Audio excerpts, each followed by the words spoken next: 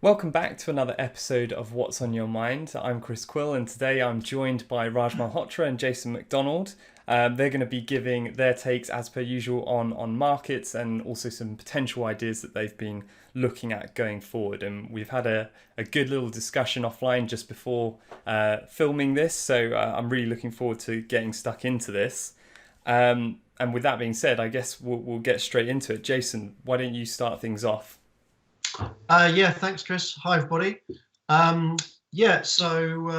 I saw a commentary last week which came up with the very unoriginal question talking about value stocks versus growth stocks. Basically, the commentary, this comes around every kind of few months. The commentary was basically asking, is value back as opposed to growth? So, what we're talking about here is essentially kind of low PE stocks, low EPS growth to no growth, low revenue growth, versus what we've seen in terms of the market leaders this year. I think the short answer is probably no. And we're going to have a look at a chart which really sort of brings that home in a moment. But basically, as everyone knows, we've had a nice kind of rebound across the board since the sell-off or the profit taking, whatever you want to call it, back in September. And so this is like a question that often comes up. Finally, is value going to be back in favour? And I don't think so, because I think that actually the market will always, especially in a strong bull market, it's always going to chase growth. And although we've seen a lot of stocks across many different sectors hitting 52-week highs, I don't think that means that value is back. And actually, if you have a look at one of the ETFs, which is specifically for value stocks, so the ticker's IVE, it's actually still about 11-12% below its highs from earlier in the year, whereas obviously we know where the high growth and the high and the tech stocks have gone, and they're obviously hitting all-time highs in many cases. So just wanted to sort of give people a bit of food for thought on that subject. So we can see here a chart from Goldman Sachs which clearly shows that the Facebook, Amazon, Apple, Microsoft and Alphabet group actually accounts for more than 100% of the S&P 500's year-to-date gains. So those stocks as a group are up 39% in market cap terms, whilst the other, think about this, amazing, whilst the other 495 components of the S&P 500 have actually collectively lost 1%. So it's nice and it's nicely kind of illustrated here with this chart from Goldman Sachs, which shows you the S&P return, and then the returns broken down between, as I say, those 5 stocks and the other 495 stocks in the S&P. So those guys they're basically a fifth of the market, so about 22%. Now, what I found interesting as well was Apple's the biggest one, currently 6.5% of the S&P, beating the previous record, which was actually IBM, also known as the Big Blue to us old guys, which hit the previous record of 6.4% of the index back in 85. So think about that, guys. Think about what's happened to that company over the kind of ensuing period. I guess if you're a bull of Apple, you're hoping that IBM's not the model they're going to follow. Just to kind of illustrate how that business, which used to be, the biggest company in the S&P, basically since 85, they've actually had annual revenue growth of around 1%, and the same for net income. That's for the next 34 years, hardly high growth, what one might call a value stock, trading at around 11 times PE ratio for this year. And actually, we featured this back in February as a short, and I've been playing this as a short 2, 3, 4 times even this year, just in and out. You can't take as much out of the short side as you can on the long side, and I know Raj has got some pretty exciting ideas on the long side that we're going to hear later on. But on the short side, we kind of take, we're looking for smaller gains, but we're still looking for absolute gains. And this one is one of my favorite ones to short and to play from that side. And in fact, the company announced last week that because of the lack of growth in a large part of their business, they're actually going to split into two companies. So kind of vindicating the, being short of that stock actually. Now, I think that, the value versus growth thing is actually a bit of a distraction. I don't think it's really a valid question. I think what's more interesting, given that we're now in the middle of October, is what's coming up in a couple of weeks. So I was wondering, Raj, what you're thinking about the US election situation. Yeah, before we get to that, I'll reiterate what you said. Despite this blue shirt, I'm not a big fan of big blue.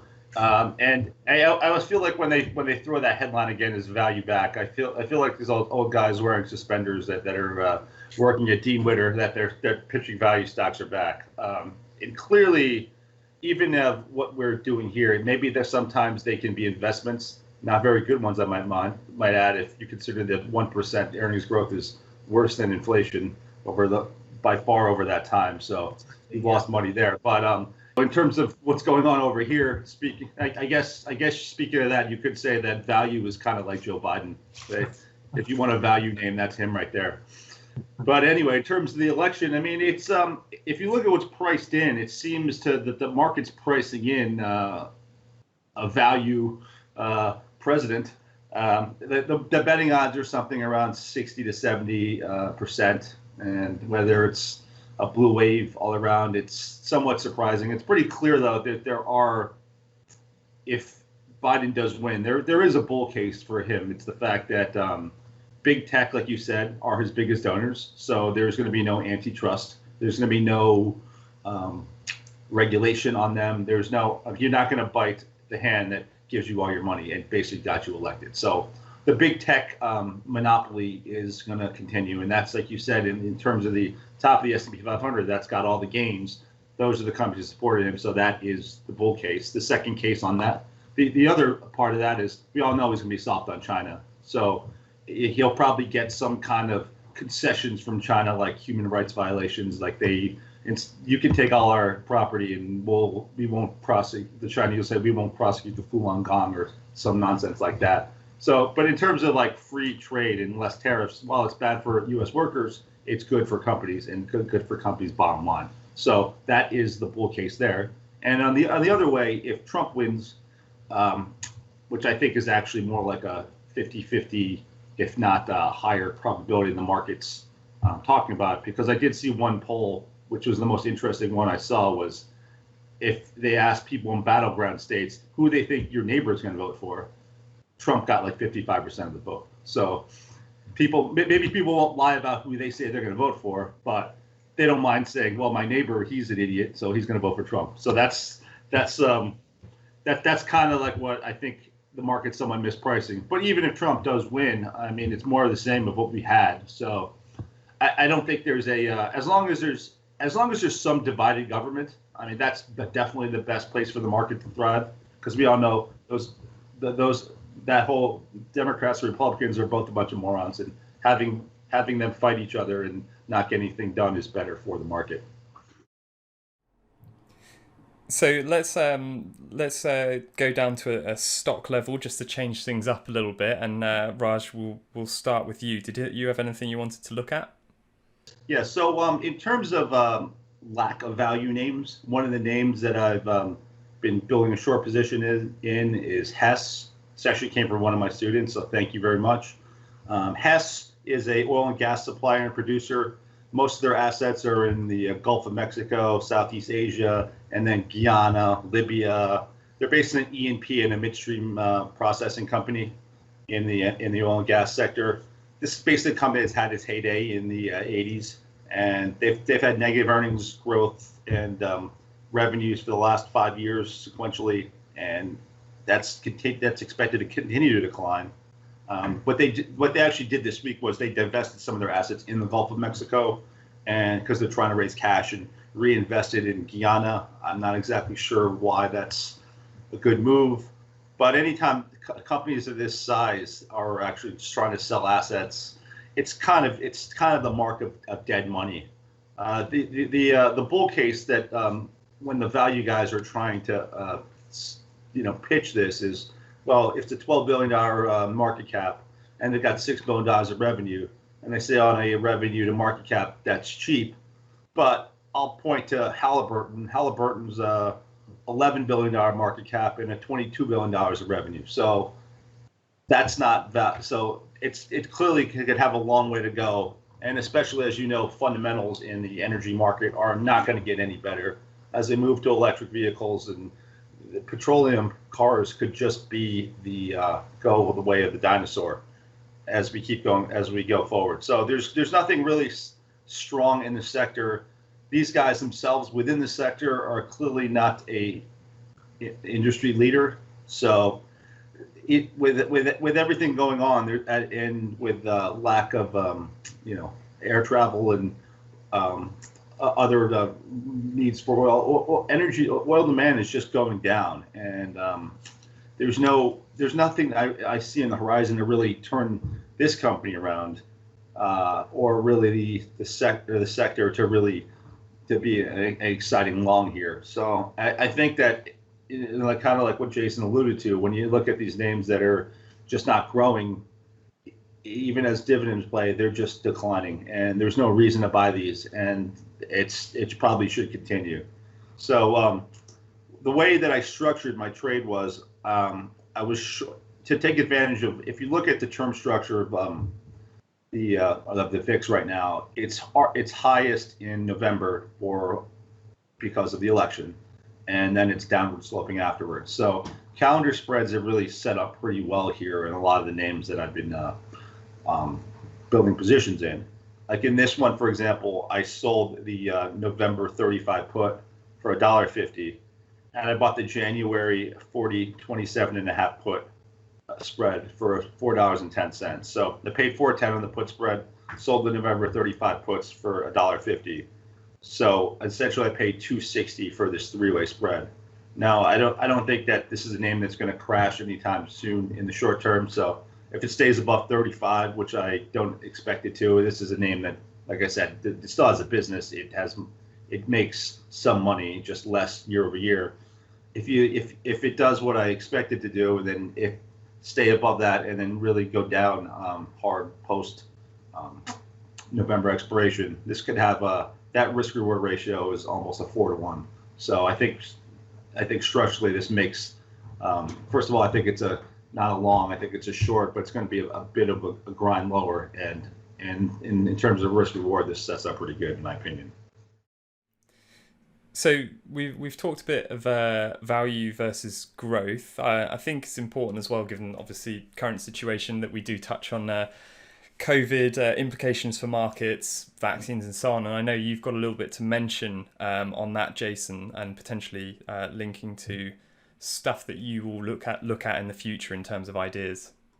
Yeah. So I mean, personally, in terms of my long short portfolio, at the moment, I'm finding it hard to find new longs. So the last time I was on here, which was last month, had a couple of good long ideas which have gone really well, and they are, of course, in the growth area. One's a testing company, the other one's in software, and data, and these are what Raj and I have been talking about. They're classic growth areas and growth stocks, and they've gone really well.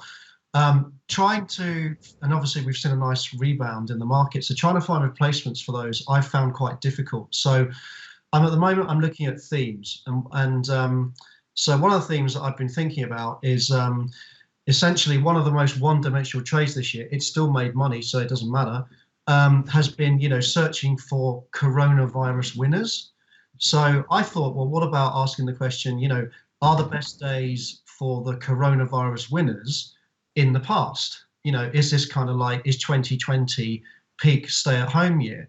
So I'm not talking about companies that were already doing quite well and have got an extra boost from coronavirus and lockdown. What I'm talking about is companies that were actually previously doing quite badly and have kind of got a kind of shot in the arm as a result of lockdown, which is purely because of that.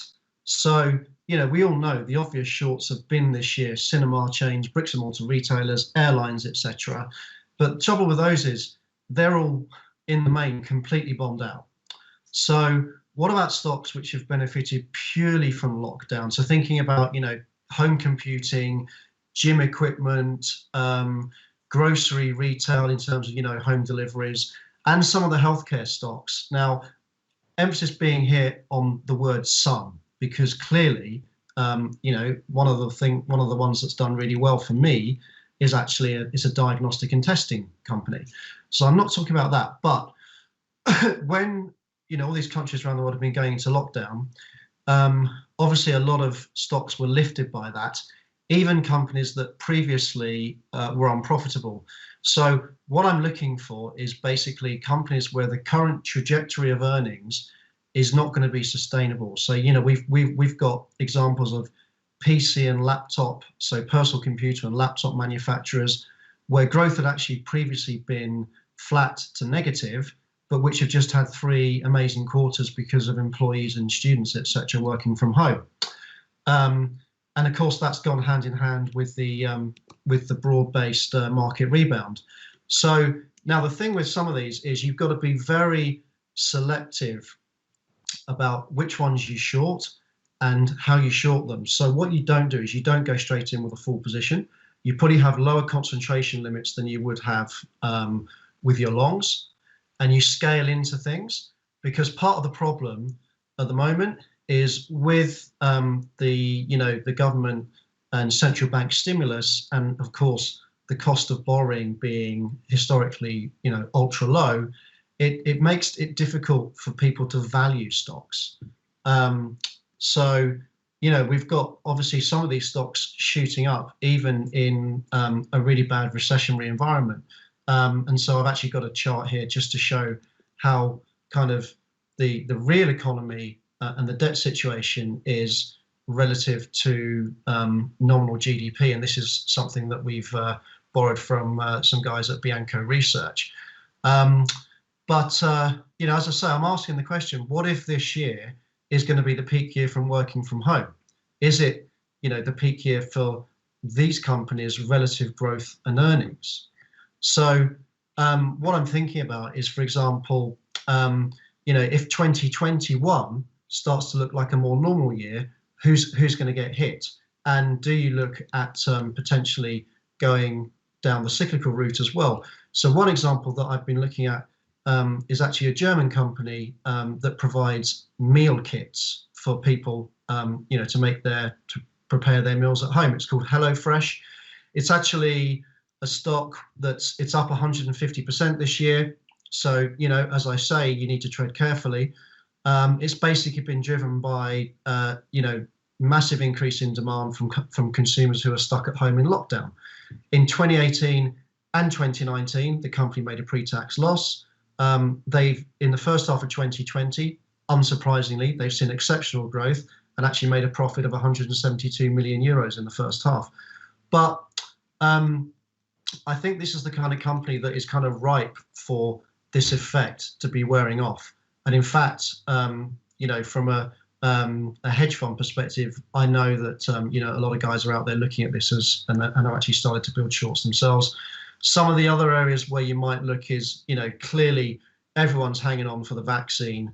So you look at stocks like Novavax, up 2,500% this year. I'll repeat that, 2,500%.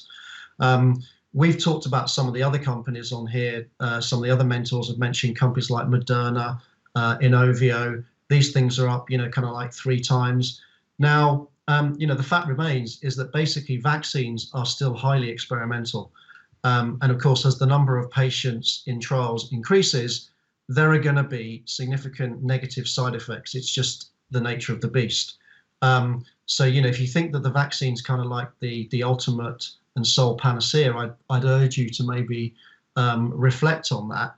And I think an even bigger question is we know that only a small proportion of the population is actually subject to symptomatic infection, and an even smaller number are actually subject to mortality risk.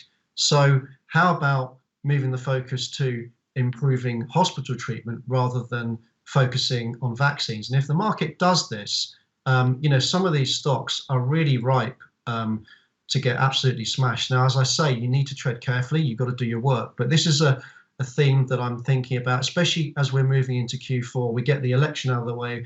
We need to start thinking about 2021.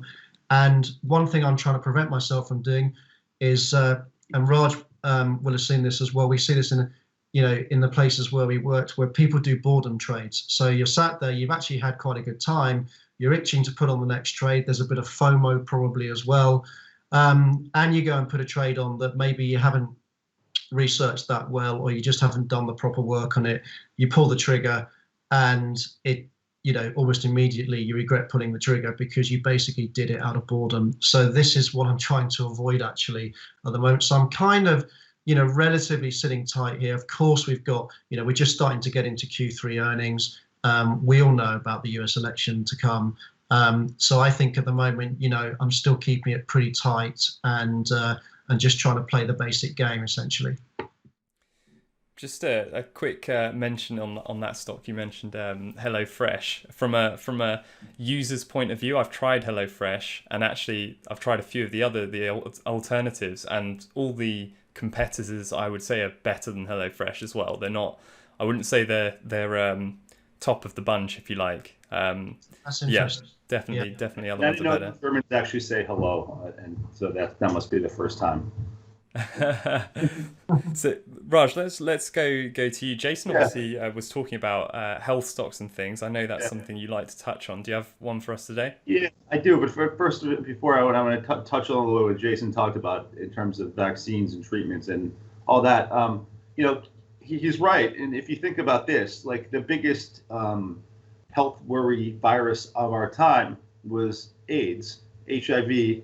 That was a virus, and there's still no vaccine for it. So keep that in mind. I mean, however, though, if you look back, it's been treatable for the last 30 years. Like Magic Johnson got retired from the NBA in 1990, and back then we thought it was a death sentence. And basically, that's when treatments basically came about. And if you remember back then, anybody that had that was the biggest thing was they couldn't eat food, and they became very emaciated. And if you look at Magic Johnson right now, he clearly has gained 150 pounds. So eating is not a problem for him. And also in terms of treatments, one thing that Jason's right in, whether we all should be actually emboldened somewhat if you look at the treatment, whether you like Trump or not. He went to the Walter Reed. He got a treatment. A week later, he's back to being full Trump. So there is a treatment out there to kind of come back to what you were, in some ways bigger and grander. So that should be that should make people optimistic about the fact that this is treatable. And despite the doom and gloom of the media, the mortality rate is very, very low. And I'm not saying don't take proper precautions, but clearly there are treatments, and as you learn more every day about treatments, people will get healthier. But yeah, in terms of healthcare, like I said, this is a sector that I look at a lot. Here, I want to talk about a idea that came from one of my students. He's actually a doctor, so keep in mind, you don't have to. The traders come from all walks of life, and he's actually a plastic surgeon, so this idea came straight from him. And this is the ultimate growth story. This is a company without the revenues are very low. There are no real earnings, but this is a sector, the aesthetic sector. So there's about 5 companies in this sector, and the one that I'm pitching today is RVNC, Revance. So Revance is basically one of the companies that's really trying to develop Botox. Botox is, as you know, there's that's a huge market. It's only growing. Every millennial, every female uses Botox at a much younger age these days. So they're basically trying to create a product called Daxi, which is going through trials. And this could potentially be a game changer, because right now when you have Botox, it's like a duration of 3 months before you need it. They're developing one where it's 6 months, and they're going through it's going through testing right now. It's being used through patients, and if it is like this product, in addition to their filler for lips, that whole market, if this product gets approved, this could be a game changer. It's 6-month Botox is, you'll see it every Instagram model. It'll be all over Instagram. For what millennials will use it. I'm just very bullish on this sector in general. And if this company does what it could, when the release of Daxi, this company could be worth 10 times what it is. Obviously, there's a lot of risk in this name, but if it does work out, it's an acquisition candidate for easily 10 times what it is. I mean, the biggest competitor in this space is Allergan. I'm not sure how that would actually work with Allergan. It probably would hurt them a little bit, but in terms of this one, as a lottery ticket, I think there is potential here, especially as they roll this out. So structure-wise, I put this trade on. It's moved my way a little bit, but I bought the again, to take advantage of the term structure, I bought the November 25 calls. I paid about $5 for those, and I sold the November 35 calls, $10 higher than the one I bought, and 2 months shorter for $1. So I essentially paid $4 on that spread, and I did it as on a 1-by-2 basis. So I bought 2 for every one. So even if the stock goes to 50 in a month, I'll still be massively profitable. But if it stays below 35 and then it goes to, if it doubles, I'll make a lot of money on this trade. So again, this company, it could disappoint. And again, when you're talking about somewhat binary events and growth names, trading in options, structuring a proper options trade where I know my downside, it makes sense to do it in options. And this is certainly one. Like I said, if it disappoints, it gives people wrinkles or whatever, I know how much I'm going to lose on this trade, and I'm very comfortable with that. But the potential upside on this one is very, very great. But again, it's not something I would just trade stock outright. It's something you want to structure properly, where if you're right, you're going to be very right. And quite honestly, if you're wrong, it's okay to be very wrong, because at least if you're buying option premium, trust me, it's better. You want the stock to move a lot either way, rather than just a little bit. So that's the ultimate growth story. Yeah. Excellent. Well, gents, it's been great to have you both on the show again.